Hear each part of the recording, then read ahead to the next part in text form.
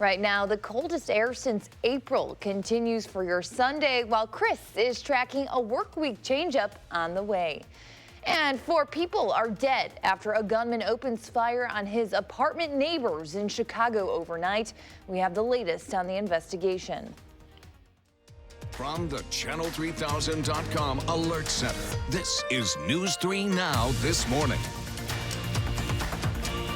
Good morning. It is 6:30 in the morning on October 13th. I'm Keely Arthur, and with meteorologist Chris Reese. Good morning, Good Chris. morning. Happy Sunday. Happy Sunday. Yeah. Happy chilly Sunday. I know. It really is. Another chilly day out there. Keely, you texted me yesterday. You saw snowflakes. I did. Yes, I was in the Wisconsin Dells, and we had really a couple hours of snow showers that came down. So in my book, winter has started as of yesterday. Speaking of winter, let's go ahead and look at the wind chills that we have out there. And once again, it is a chilly morning. Oddly enough, the wind chill in Madison right at the freezing mark. Wind chills are oddly enough warmer than yesterday morning, but by the afternoon, a lot of those wind chills are going to be a lot colder than they were yesterday afternoon, and that's because clouds are sticking around. Temperature-wise, 39 in Janesville right now. Milwaukee at 42, Viroqua, a cool spot at 35. The Dells even cooler at 33, but it's kind of an ominous look from the skies out there before that sun gets a chance to rise over the horizon. Here's Weather Track, though. Things are certainly cloudy. They're going to be staying cloudy. There's some light showers and flurries passing to the south and then back towards the north and west. You see a couple areas of flurries. So as we go through the morning, I cannot rule out a passing flurry throughout the area. I think that's something that's going to be very possible by this afternoon, maybe that changing over to some passing showers. Temperature-wise, we'll go from about 35 to 40 this morning, and then through the afternoon, we'll only top out around 44. Again, this is with a breeze and with cloud cover as well. So things are going to stay chilly for another day. And to think last week around this time, we were looking at temperatures, in the 70s. Yeah, I was going to say, you tell me. I can't remember. It's been such a blur. You're stressed by the snow. Oh, you like the snow. Whiplash this week. Oh, I love the snow, though. So you're a happy camper. It's definitely, you might need a neck brace after the weather this week with everything that we've gone through. Yes. So, yes. I'm going to put that on. All right. Okay. Thank you, Chris. Well, breaking into the Channel 3000 Alert Center overnight, Chicago police are investigating what led up to a mass shooting at an apartment building on the city's northwest side. 5 people were shot and 4 of them are now dead. Investigators say it happened when a 67-year-old retired construction worker who lived in the building for about 15 years left his apartment Saturday afternoon and visited a nearby unit when he shot the people living inside. When he walked into that neighbor's apartment, there were 4 people at the table eating dinner. For reasons we don't yet know, he opened fire on all 4 of those individuals, killing them all. Went upstairs to the 3rd floor where he confronted another woman who lives in the building, in the apartment building, and shot her as well. Now, police say 3 men and 1 woman would eventually die from gunshot wounds. Another woman is still in critical condition. Investigators recovered the 67-year-old's handgun and are now looking into how he got it, adding the gunman has had anger management issues with neighbors complaining about his behavior in the past.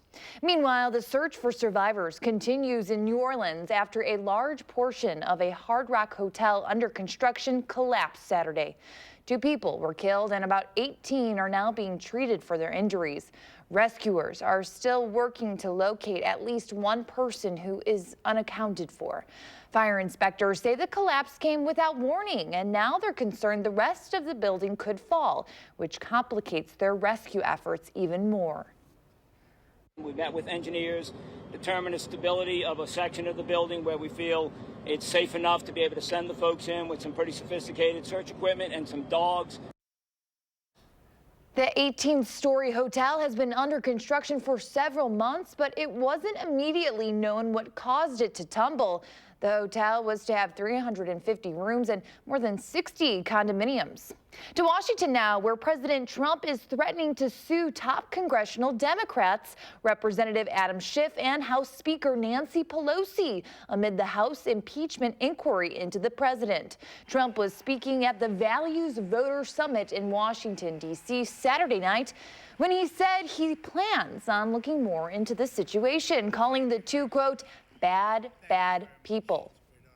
I actually told my lawyers, I said, sue him anyway. He's got immunity, but they can't mean immunity for that.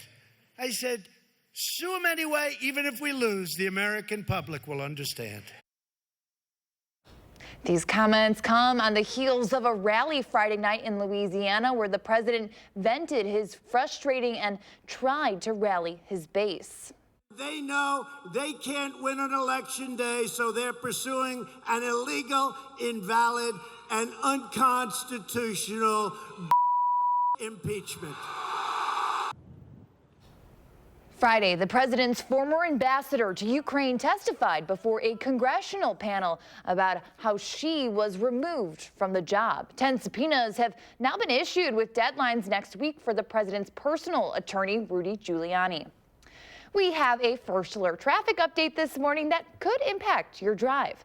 Walter Street is closed at the Milwaukee Street intersection for repaving. The road is expected to reopen around 7 tomorrow morning. Buses that usually run along that route are now being rerouted to Harding Street.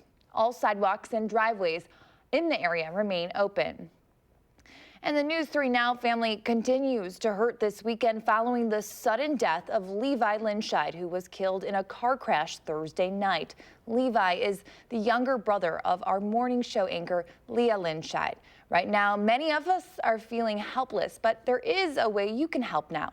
The Linscheid family has set up a GoFundMe page for the Live Like Levi Memorial Scholarship Fund. Levi was a personal trainer and was very passionate about physical fitness. This scholarship will help graduates of Highland High School, Levi's old school, pursue careers in fitness and well-being. The link is up on our screen and our website and app. We'll be right back.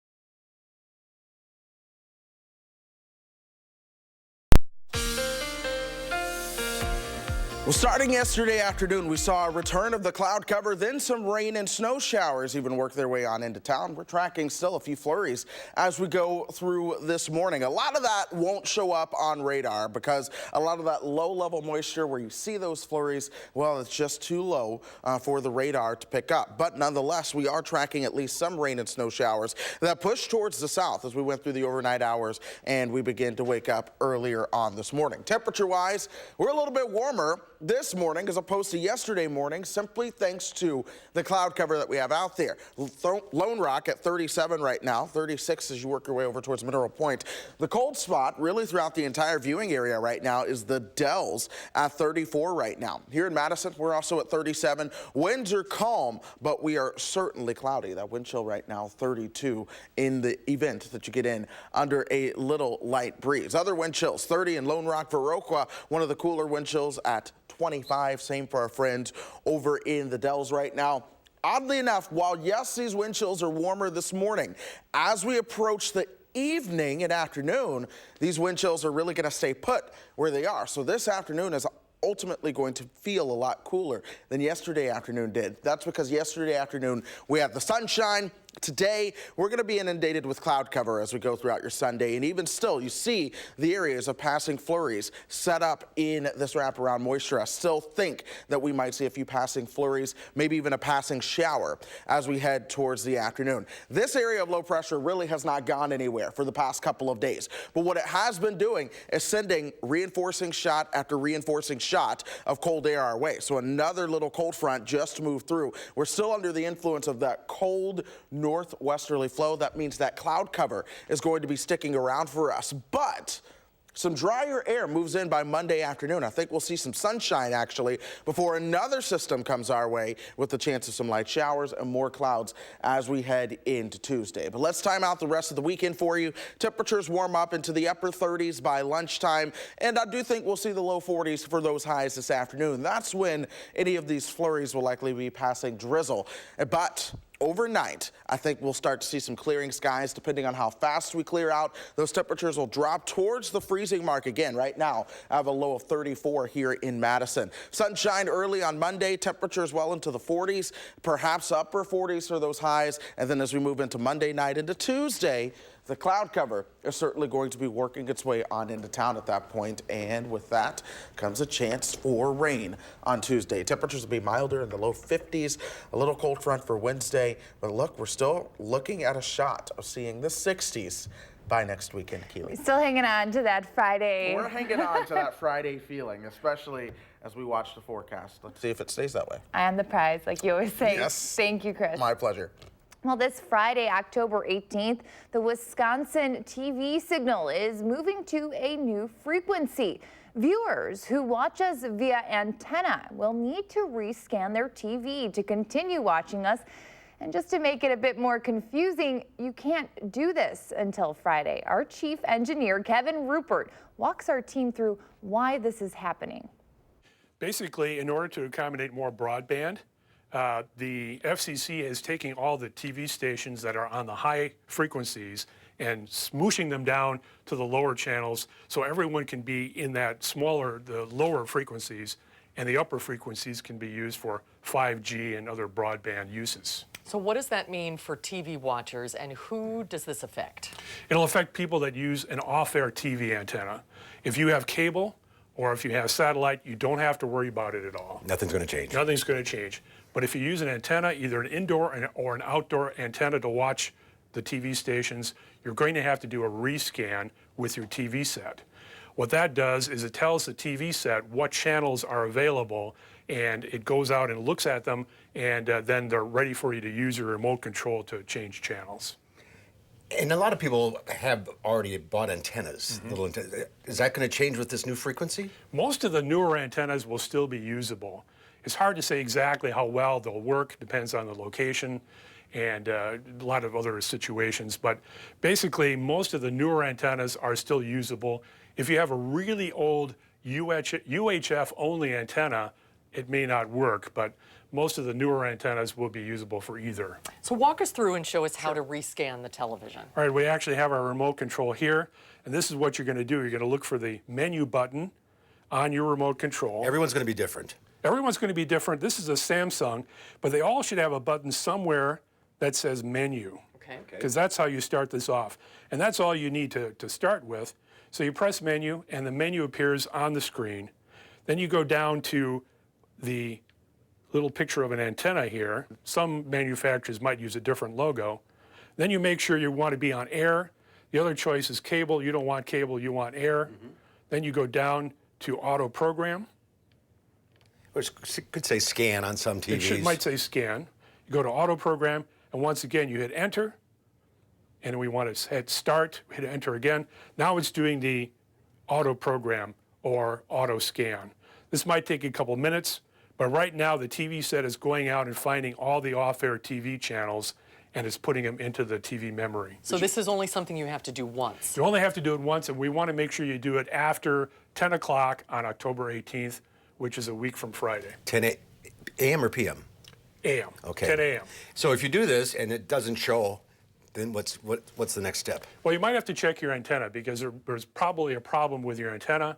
Something is not working well enough to get all the channels. And if you really have problems, you may have to contact a TV antenna installer, or you can also call us and we'll try to help you out.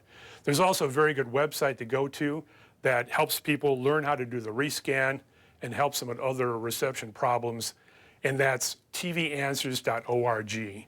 And that's maintained by the National Association of Broadcasters, and they have all the information you need for different TV manufacturers. They have instruction manuals from the different manufacturers. So if you go to that site, you'll have a lot of questions answered. Okay, it's done? It's done, that's it. It only took about 30 seconds. All right, and don't do it before next Friday. You can do it now, but it doesn't really help. You're not gonna, it's not going to see the new It's not signal. going to do anything. We just did it here to practice, and you can practice if you want to, but you're going to want to do it after 10 a.m. on the 18th. All right. All right. Thank you, Kevin. Thanks for walking us through it. Great information. Thank you. Some helpful tips right there. If you still have questions, not to worry. This Friday, we'll have experts here from 8 a.m. to 6:30 p.m. to answer your questions at a News 3 Now phone bank.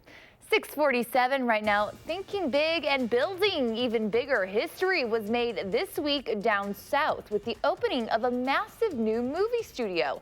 Next, we're hearing from Tyler Perry, the man behind it, what inspired him to open it and take dozens of other Black icons along with him. Thanks for watching News 3 Now this morning, Sunday.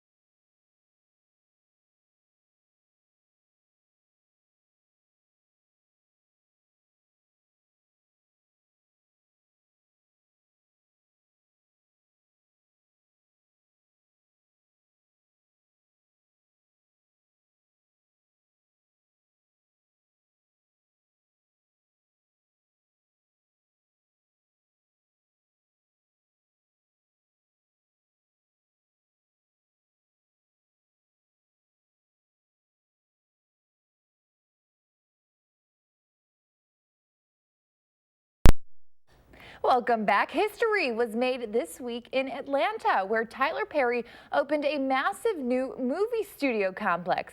Perry is the force behind 22 movies, 20 plays, and 8 TV shows. CBS News went behind the scenes at the site, which features a dozen sound stages named after Hollywood's most iconic people.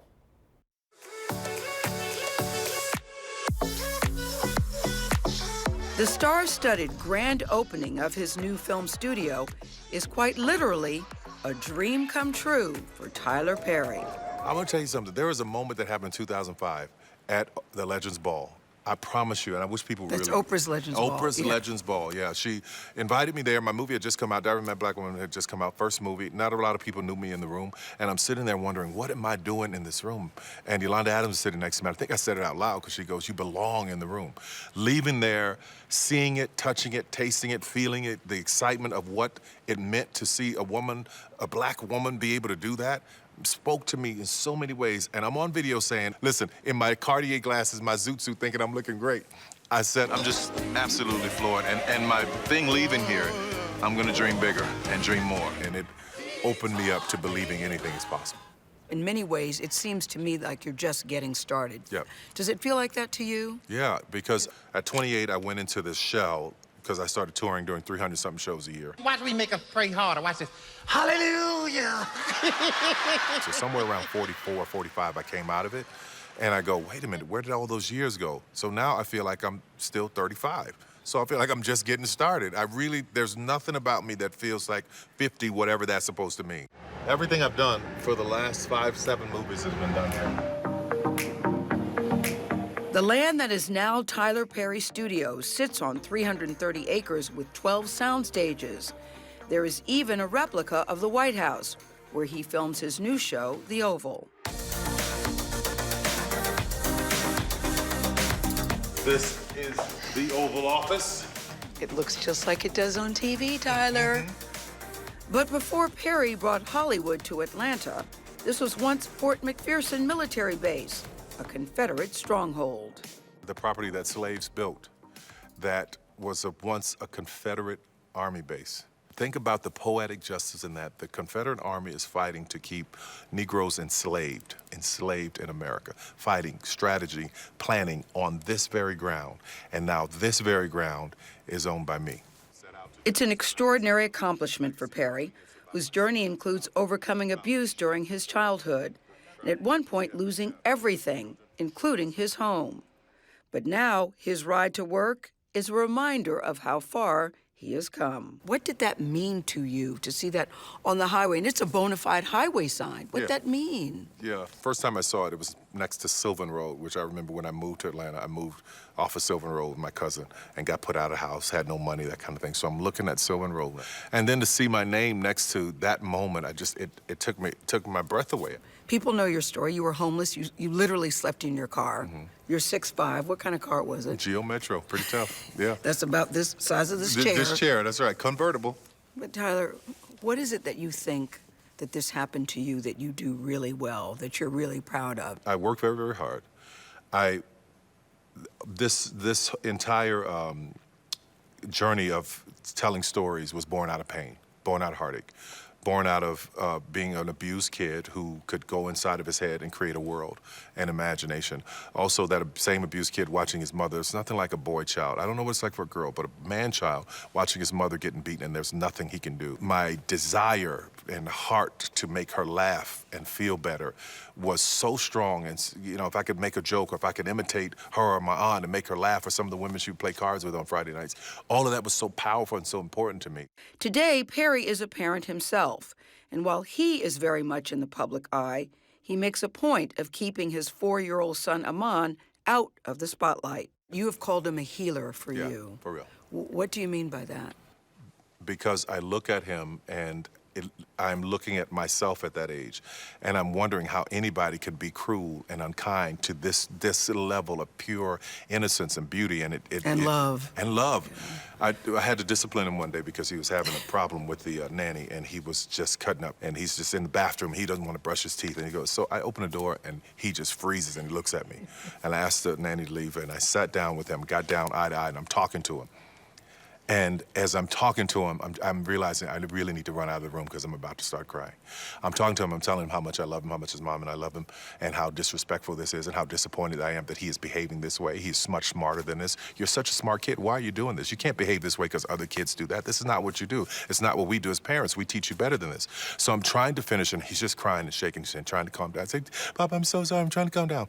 I run out of the room, right, without him noticing it, because it broke me. I realized that nobody had ever talked to me like a person as a child. Nobody had ever talked to me like a human being, right?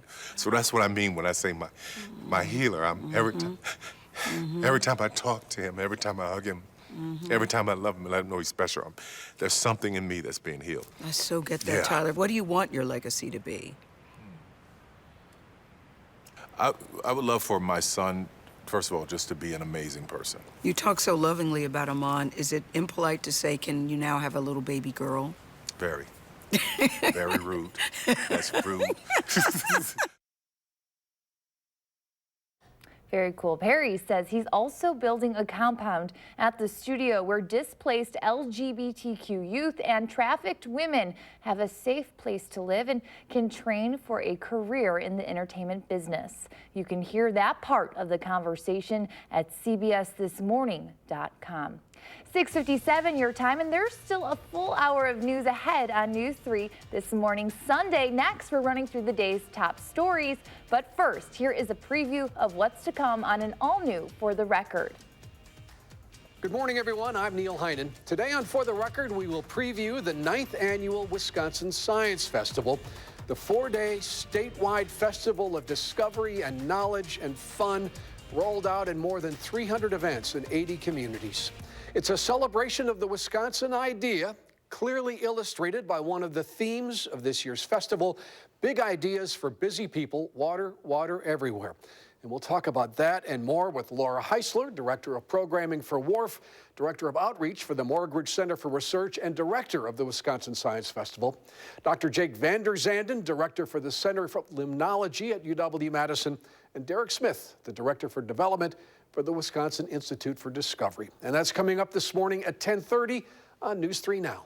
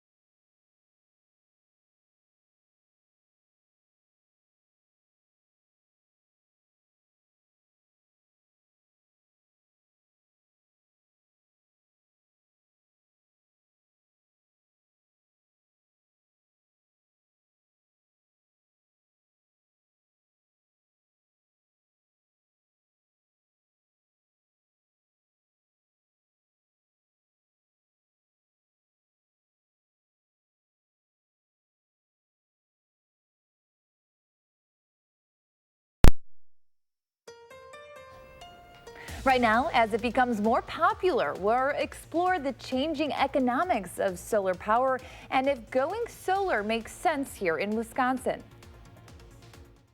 From the Channel3000.com Alert Center, this is News 3 Now this morning.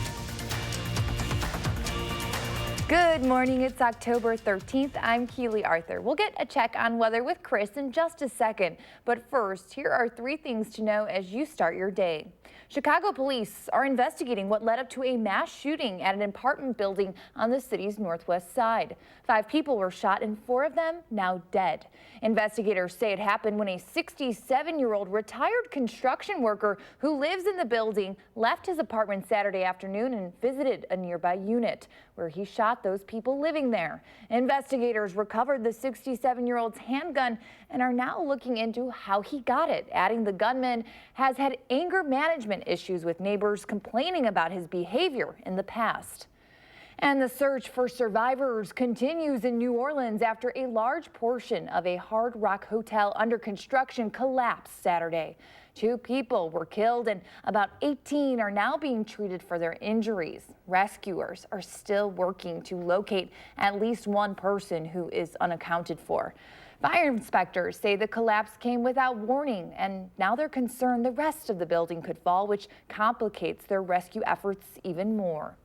And a reminder, Walter Street is closed at the Milwaukee Street intersection for repaving. The road is expected to be open at around 7 tomorrow morning. Buses that usually run along that route are being rerouted to Harding Street today. All sidewalks and driveways in the area remain open.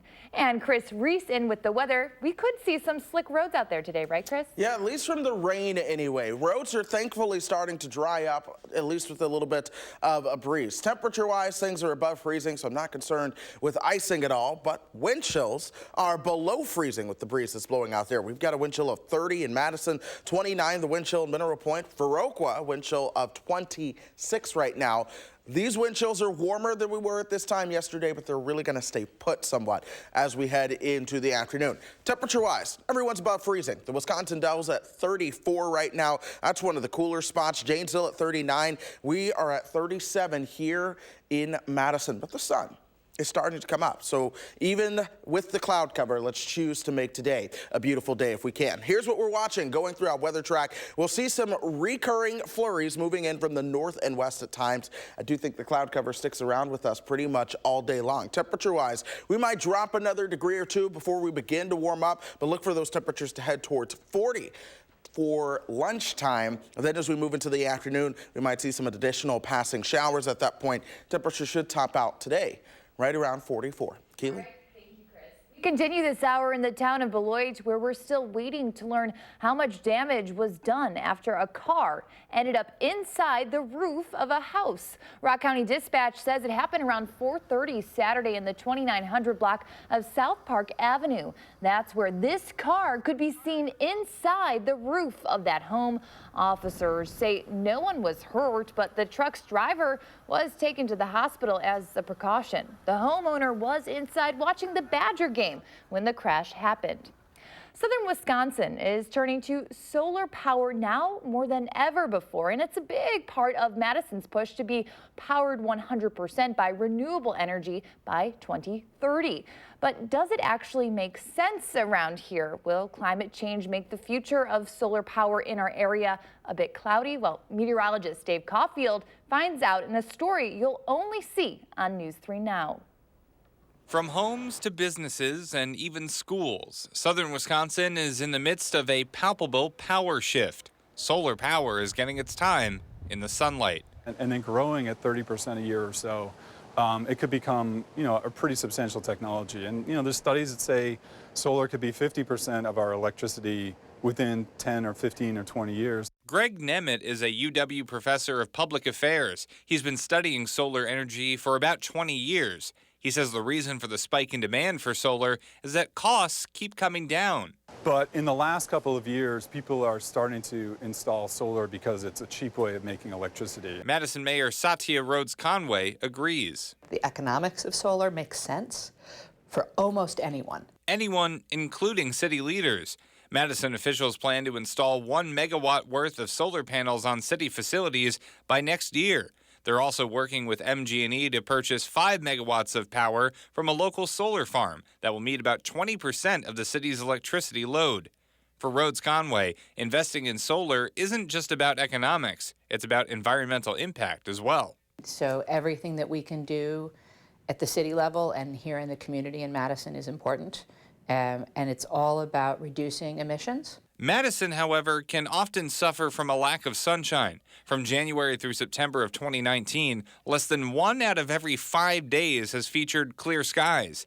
Nemeth says southern Wisconsin already comes into the fight with a costly disadvantage. So just because we're living further north and in a cloudier place, solar is twice as expensive here as it would be in Phoenix, Arizona, or some other sunny place. So on a cloudy day, you could have less than half of the electricity that you would on a sunny day. But what if the cloudy trend continues in Madison in the future? So that's a big question, actually, in climate science right now, is what will the role of clouds be? UW meteorologist Jonathan Martin says a warmer world due to climate change will definitely mean more water vapor will be available in the atmosphere. This will translate to more frequent heavy rain events across southern Wisconsin. However, it's unclear what that will mean for sky conditions. We don't really know in terms of cloudiness what we'll get in the future. Nemeth says while he's keeping an eye on climate trends, he doesn't view the potential for more cloudy days as a big risk. But a sudden change in sky conditions, because of a thundercloud, for example, is a different story and can have a major impact on energy output. If you've got a really big solar farm and a thundercloud in, say, 5 or 10 minutes covers that up, and the output goes from 100% to, say, 25%, all of a sudden that's maybe 100 megawatts of electricity you don't have that needs to be made up elsewhere. Nemeth says that while manageable, the grid needs to deal with changes in power output due to Mother Nature more effectively than it does now. Despite these challenges, experts say solar is here to stay in southern Wisconsin. And with dozens of projects either already online or in the pipeline, southern Wisconsin will be chasing the sun for years to come. I think that really shows that solar is for real now and that people are installing solar because it's the cheapest way to make electricity, and in a place like Wisconsin even. And so I think I would expect to see more of that. In Madison, I'm meteorologist Dave Caulfield for News 3 Now. Now, Greg Nemeth also added that the type of clouds that Wisconsin sees in the future will play a big role in not only the amount of solar energy produced, but also in how much warming the area sees due to climate change. Well, more local news now. After 4 months of renovations, the Wilmar Neighborhood Center is celebrating its grand reopening today. Located on Jennifer Street, it's Madison's first neighborhood center and has served more than 250,000 people since it opened more than 50 years ago. The building itself is 115 years old and was in need of upgrades after welcoming 800 visitors a week and harsh Wisconsin winters. Floor 360 and Design for a Difference Madison selected the Wilmar Center for its annual makeover project. There's an open house for the space from 11 until 3. The Packers are off today, clearing up for their game tomorrow night at Lambeau. The team is among the league's best so far this season at 4-1, but the Lions, who they'll face Monday, aren't too far behind at 2-1-1 heading into Week 6. The entire NFC North is having a good season as the only division with all 4 teams above 500. Aaron Rodgers credits some new additions to the green and gold for the season's success so far. It really has started with guys like Za'Darius and guys like Preston who have big personalities and show it and live it and enjoy each other. And I think that's the best thing that we have going for us. It's not, how great our defense is playing or some of the consistency we found on offense. It's that guys are coming together.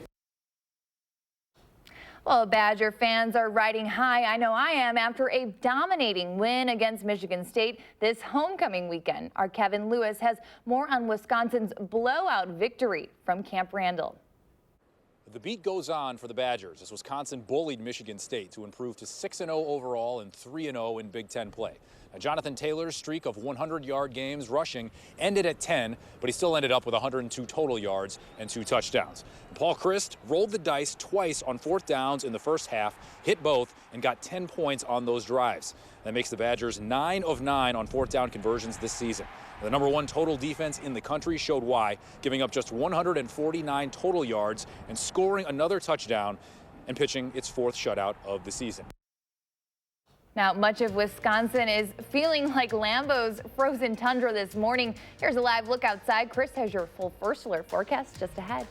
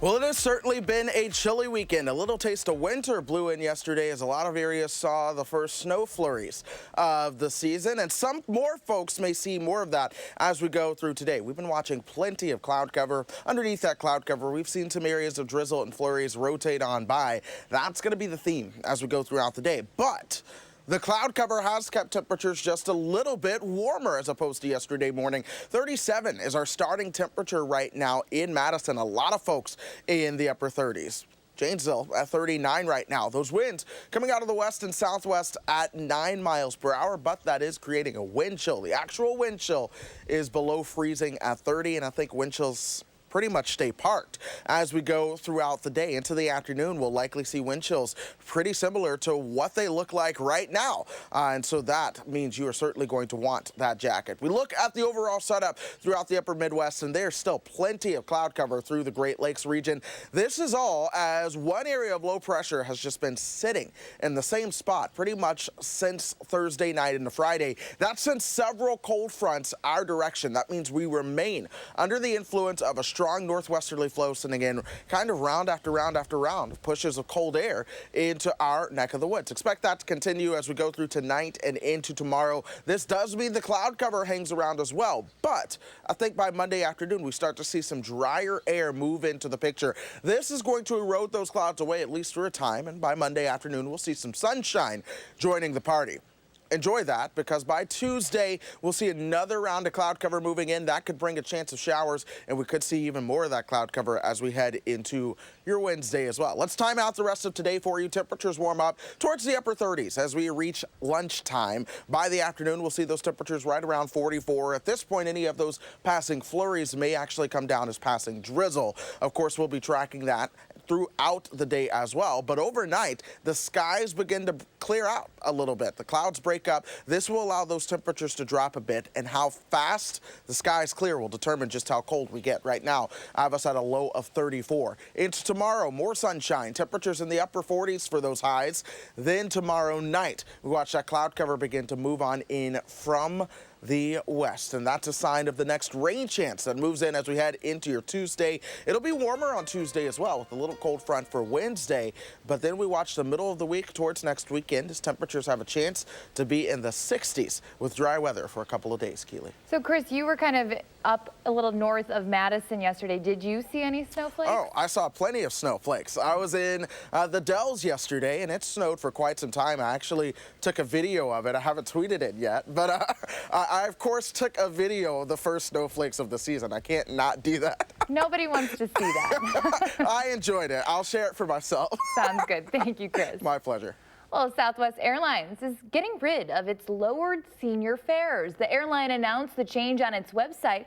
It says the discount is over as of December 11th. The senior fare could dramatically cut ticket prices, especially on the anytime fares. Time right now, 7:18. Expectant moms have a long list of things they need to take care of before giving birth, but often forget to include themselves on that list. This morning, we're debunking the myth that those expecting shouldn't go to the dentist, why oral health care is so important. That's ahead on News 3 Now this morning, Sunday.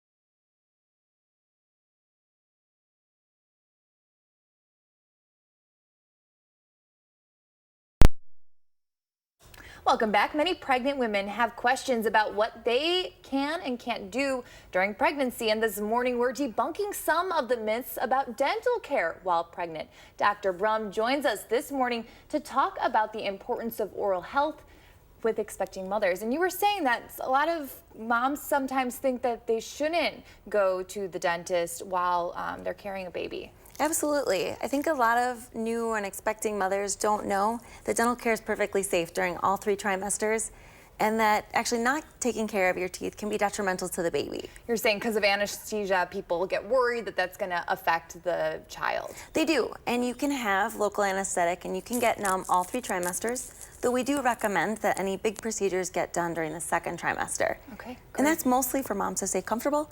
It's pretty hard to lay back in your 3rd trimester and have all that baby weight.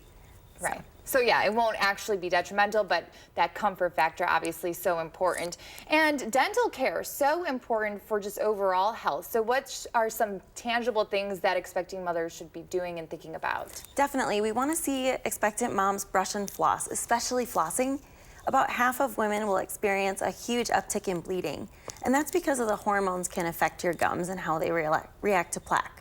So if you feel that something is changing or you're worried about how much blood you're seeing in the sink, you should definitely think about calling the dentist and getting in to have things clean. Do you think that you should go more often than maybe prior to becoming pregnant? There's definitely moms who will need 3 or 4 cleanings during their pregnancy, especially if you have gestational diabetes or your doctor recommends increased care for high blood pressure. You should definitely be seeing the dentist more. In addition to extra visits, maybe what are, you said flossing, anything else like extra brushing or more mouthwash? I will say a lot of moms are sensitive to taste, so a lot of people are going to want to stick away from like heavy duty mouthwash or Listerine because that can increase that morning sickness nausea feeling.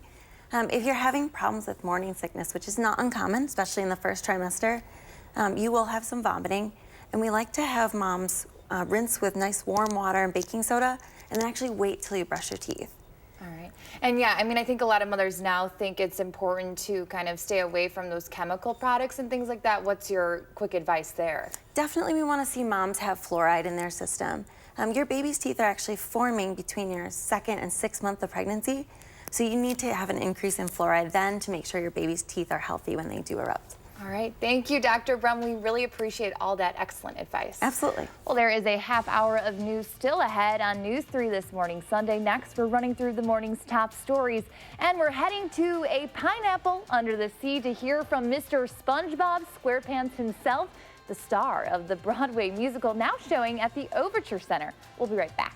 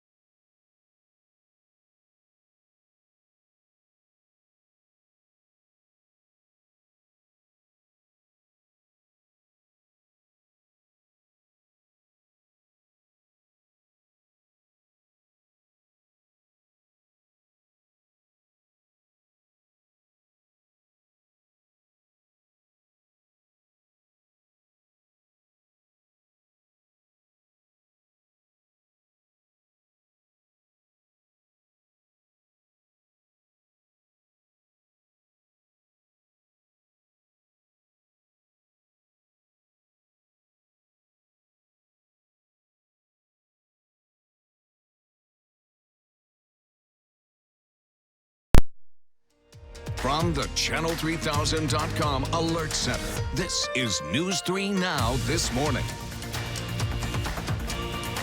Good morning. It's October 13th. I'm Keely Arthur. We'll get a check on weather with Chris in just a second. But first, here are 3 things to know as you start your day. We're still waiting to learn how much damage was done after a car ended up inside the roof of a house in the town of Beloit yesterday. Rock County Dispatch says it happened around 4:30 Saturday in the 2900 block of South Park Avenue. That's where this car could be seen inside the roof of a house. Officers say no one was hurt, but the truck's driver was taken to the hospital as a precaution. The homeowner was inside watching the Badger game when the crash happened. Glad they're okay. Well, after 4 months of renovations, the Wilmar Neighborhood Center is celebrating its grand reopening today. Located on Jennifer Street, it's Madison's first neighborhood center and has served more than 250,000 people since it opened more than 50 years ago. The building itself is 115 years old and was in need, as you can imagine, of some upgrades after welcoming 800 visitors every week and those harsh Wisconsin winters. There's an open house for the newly renovated space from 11 until 3. And the Packers off today, gearing up for their game tomorrow night at Lambeau. The team is among the league's best so far this season at 4-1, but the Lions, who they'll face Monday, aren't too far behind at 2-1-1 this season. The entire NFC North is having a pretty good season as the only division with all 4 teams above 500. You can watch tomorrow's game on ESPN at 7:15. And switching to the wonderful Chris Reese. Chris, getting chilly out there. Yeah, things have certainly been chilly. We've been under the influence of this area of low pressure that's really kind of been just towards the north of International Falls, Minnesota. But what it's done is it's kept a strong northwesterly flow in play that sent in actually more than one cold front our direction. But that is keeping that cold air in charge of the pattern. It's also keeping that cloud cover around. We've been cloudy. We're likely going to be cloudy going through the rest of the day. In fact, here's a live look at those clouds right now. Now, they did keep temperatures a little bit warmer overnight, so we're starting things out right around 37 instead of, say, 27. The cloud cover really does do a number as a blanket during the overnight hours, but it also does mean we're going to stay a little bit cooler as we head into this afternoon. I do think we'll see a shot at seeing temperatures into the 40s. We're just going to struggle to get there with that cloud cover,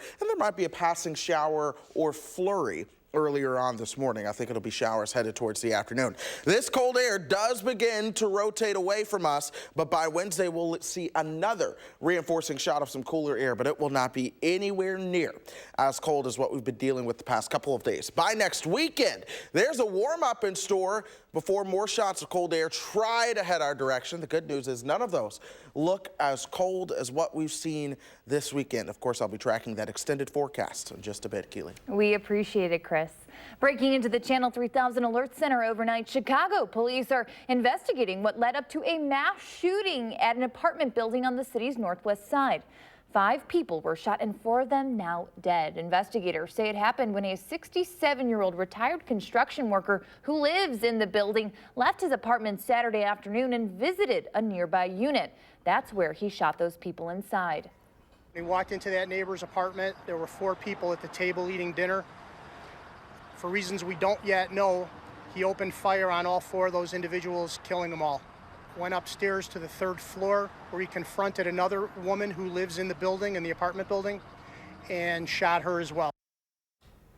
As you heard there, police say 3 men and 1 woman died from their gunshot wounds. Another woman is hanging on in critical condition. Investigators recovered the 67-year-old's handgun and are now looking into how he got it, adding the gunman has had anger management issues in the past, with neighbors complaining about his behavior.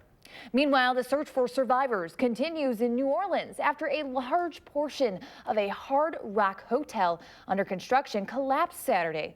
2 people were killed in this, and about 18 are now being treated for their injuries. Rescuers are still working to locate at least 1 person who is unaccounted for. Fire inspectors say the collapse came without warning, and now they're concerned the rest of the building could fall, which complicates their rescue efforts even more. We met with engineers, determined the stability of a section of the building where we feel it's safe enough to be able to send the folks in with some pretty sophisticated search equipment and some dogs. The 18-story hotel has been under construction for several months, but it wasn't immediately known what caused the tumble. The hotel was to have 350 rooms and more than 60 condominiums. The SpongeBob musical SpongeBob SquarePants The Broadway Show was nominated for 12 Tony Awards in 2018. Now the road production of the show, based on the Nickelodeon animated series, has been renamed the SpongeBob Musical. Now this musical is being staged at Overture, and our Michael Bruno got a backside look.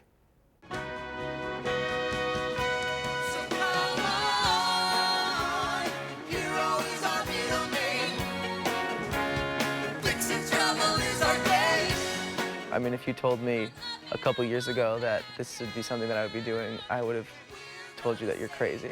And actually I did, because my sophomore year at school, when the show first came out, one of my friends came up to me and was like, there's this role in the SpongeBob musical, SpongeBob.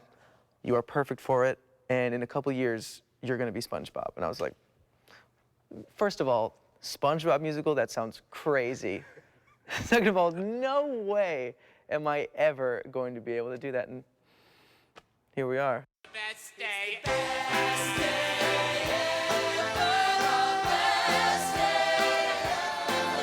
The show SpongeBob takes place in this super iconic Bikini Bottom, and what happens is it is announced that this long, dormant volcano of doom called Mount Humongous is set to erupt the following evening, and so the show kind of follows everyone's reaction to this, you know, news of their impending doom, and you know, someone of course has to try and stop it. Give me adventure, I'm a pretender.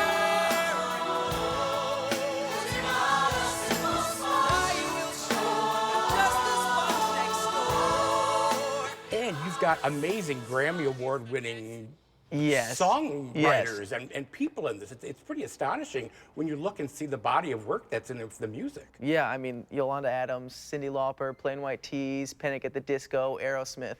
I mean, the list is absolutely insane. And the coolest thing about it is that, like, all of these people write different songs, but they all fit together in one show. And every single one of them is a hit. Every single one of them. You will leave the theater with 15 songs stuck in your head.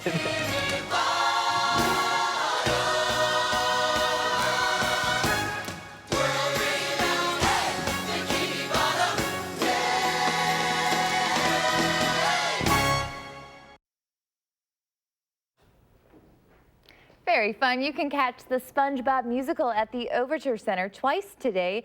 There are shows both at 1 and 6:30. Tickets are for sale at overture.com.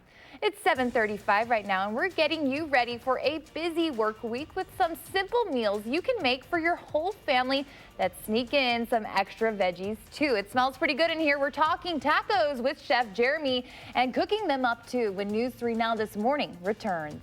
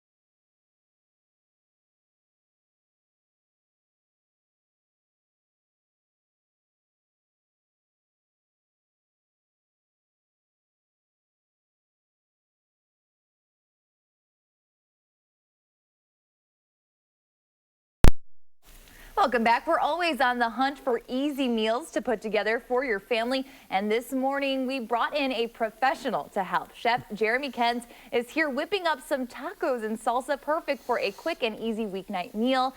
And Chef Jeremy, this is why I love this job. Tacos Sunday morning. What are we making here? So we're making cannellini tacos. Cannellini is a new vegetable that's brought into the market from Man's Packing. It's actually an Asian variety that's long stem cauliflower. Yeah. You can eat it raw, as you can see here in the bowl. The stems, when they're cooked, they'll turn a little bright green, and the whole plant is completely edible. And today we're doing it with some tacos, where we made a morita chili salsa. Morita is a red jalapeno that's been smoked. It's definitely got a little bit of a kick to it. Yeah. And definitely helps with this. We've got some tortillas here with some Chihuahua cheese. We're melting. And our cannellini that's searing, and you can see how it gets that nice bright green. And we'll finish off with some pickled red onions and some lime. Looks amazing, and kind of does look a combination of broccoli and cauliflower. Does it taste like that? No, it's definitely a little bit more unique. It's really got that clean flavor that you'd expect out of cauliflower. Okay. And that crisp and that crunch to it. But I think it's actually even more milder. Yeah. So it really blends well in a lot of cooking. You know, I've used it for buffalo cauliflower. Right. You can use it for a simple saute anywhere you want. You can throw it in stir fries. It works great. I'm really in love with the product. It took off a couple of years ago. They introduced this to the restaurants and hospitality industry, and now it's obviously available commercially. Yeah. To local people, and you can find it here at Native Foods. Great. It's one of the grocery Is there an stores, and there's an app online that you can check out, Veggies Made Easy, and you can see more of applications that you can use this great product for. Well, and we are looking kind of for ways to do meat alternatives. My sister is a vegetarian, and you know, you were saying this really kind of takes the flavor of what it's being cooked in. So did you saute these and then you kind of put the salsa on it? And then... I actually put them on here raw with a little bit of the salsa, and I'm just letting them cook and get some color and some caramelization, and then we'll finish them off and put them on here, and we're going to combine it with a little bit of pickled red onions to give a little zip to it, and a little fresh squeeze of lime. All right, so I'll let the chef handle this. Thank you. This is very easy stuff, but it's a great little weekday meal. All the recipes can be found online on Veggies Made Easy, and you can find out way more information about the Man Packing. It's a very young company that actually got bought from Del Monte Foods, fresh produce, and it's absolutely an amazing company. Love working with them. They're definitely innovators, and they've brought a lot of great things to the market in recent years. Yeah, and I mean, how quick does this take? 10 15 minutes, yeah. Perfect It's not alternative hard. for Taco Tuesday. Yeah. With those busy families that we Yeah, know we have. great for in front of a Badgers football game. I mean, come on, guys. You guys pitching shutouts. So, you know, you got your buffalo cauliflower and you got tacos to go with it. People won't even notice the difference. All right, No. well, thank you, Chef Jeremy. We Thank you. appreciate you being here. Well, stay with us. You are taking a live look over the Capitol. Chris is back with your full forecast next on News 3 Now this morning. But first, let's take a look at who is turning 3 today. Happy birthday, Anella.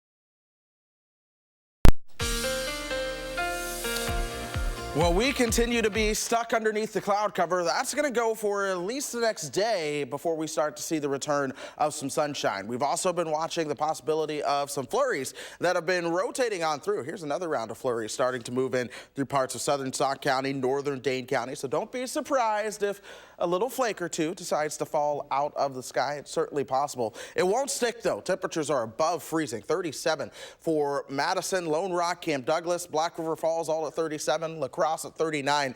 The Dells, they've been the cold spot all morning, and they've dropped another degree, now down to 33. Viroqua at 34 right now, but it's breezy. Those winds are coming out of the west and southwest at 9 miles per hour. Folks, that wind is creating just enough of a wind chill. So right now, as you step outside, it feels like 30. Elsewhere, a lot of spots feeling like those temperatures are into the 20s. Let's head over towards Viroqua. Feels like 25 right now. Feeling like 29 as you work your way down towards Monroe. Boscobel feeling like 33. And again, Madison feeling below freezing at 30 degrees. We keep the cloud cover around pretty much all day long. This has been the setup. Look for more chances for flurries moving in from the north and west. Towards the afternoon, we might be just warm enough that instead of flurries coming through, we might see some light drizzle moving through at times. But this area of low pressure continues to be the dominant influencer of our weather pattern. Those winds on the backside of that low coming in out of the north and west. That's keeping that cold air regime moving on in. In fact, we had another little cold front move through last night. So this is also keeping the cloud cover trapped. We're going to see more cloud cover going through the rest of the weekend. Tomorrow, some drier air begins to move in. I think that means we'll see some sunshine. But by tomorrow night into Tuesday, clouds return to the picture, along with more chances for showers. And the thing is, those clouds will likely stick around somewhat, even as we head into your Wednesday. So we all get a day of sunshine. That is going to be Monday. Temperatures, they warm up, and we'll see them into the upper 30s by lunchtime. Mid-40s for those highs this afternoon, and given the cloud cover, they will likely struggle to get there. And again, I can't rule out the passing flurries and the passing drizzle. The clouds clear out overnight. How fast they clear out really is going to determine just how low we drop. Right now, I'm expecting us to drop to about 34 degrees, give or take another degree or two, depending on that cloud cover. 45 by lunchtime tomorrow. We'll see those highs right around 49. And then tomorrow night, the clouds begin to move in from the west. And that is a sign of the rain chance that does certainly arrive, especially as we move into your Tuesday. Tuesday will be warmer. Look for those temperatures right around 53. But then we drop towards Wednesday. Then there's Thursday, Friday, and Saturday. I do think those will be dry days with temperatures that are a lot more comfortable for folks than what we have out there right now. We'll see another rain chance by next Sunday. So I think I figured out, you like the snow because you're from the south. You're from a warm climate. Yes. I'm from the Chicago suburbs, so I love the heat. We kind of just... Yes. No, I have been hot my entire life. I was telling someone yesterday where I was just like, you know, as a kid, I used to come home and wish that I could just climb into the refrigerator because it was so sticky and humid, and you dealt with that for literally 11 months out of the year. You got like a week, you know, of cooler temperatures. So for me, this is a nice change of pace. Well, no need for a refrigerator. You have Wisconsin. I live in one. You live in one. All right. All right. All right. Well, stay with us. There's much more news ahead here all day long on News 3 Now. And then tomorrow morning, we've got a list of the top haunted houses in Wisconsin this year. Find out if your favorite makes that list. But first, Ford and GM are two of the biggest rivals in the auto industry. So when a Ford employee stepped up to help out his competitors after a tough fall, it was quite the surprise. The feel-good story is just ahead on News 3 Now.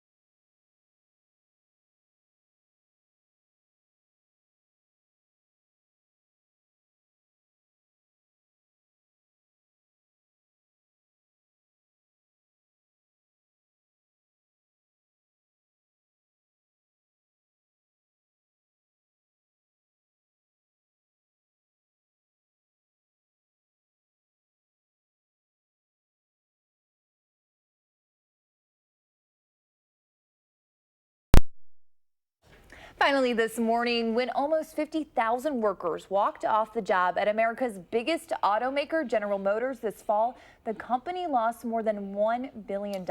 But now, one Ford auto worker is helping lessen the divide in Detroit. Chris Van Cleef shows us how he united the rival car giants with one selfless act. Like the F-150s that every 53 seconds roll off this line, Fredo Pacheco is built Ford tough. Let's just be honest. There ain't no other vehicle better than a Ford. But what really drives this auto worker is building more than America's best-selling truck.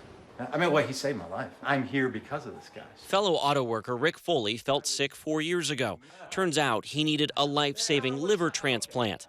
Rick and his wife Carolyn knew the odds. 1 in 5 in his situation don't make it. You get really desperate. I mean, it's life or death. It is, yeah. And I was dying every day. Until the day he met his match. I just knew I could help somebody. In my heart, I knew I was his match. The Ford worker found a new focus, even though the two men had never actually met, because Rick worked way down the line at crosstown rival General Motors. I didn't imagine that there was someone out there that was going to want to save my life. And I certainly didn't think it would be a stranger. After no family member was a fit, and he looked for liver donors as far away as North Carolina, Rick's wife, Carolyn, who works at the same plant as Fredo, posted this desperate plea. My husband, Rick Foley, needs a liver transplant. Carolyn was just a coworker. I didn't know her much. She was a high-and-by friend at work. Rick, I'd never met him. I met him the day I told him. The day you told him? The day I told him. So, hi, it's nice to meet you. I'm giving you my liver. Basically. They knew I was trying, but they didn't know I was his match yet. There are no words. Fredo's wife, Kathy, captured how long the hug lasted when he shared the news. It's literally someone taking you out to dinner to let you know that they're going to save your life. And actually, this is the date that the surgery is going to happen, if you're available.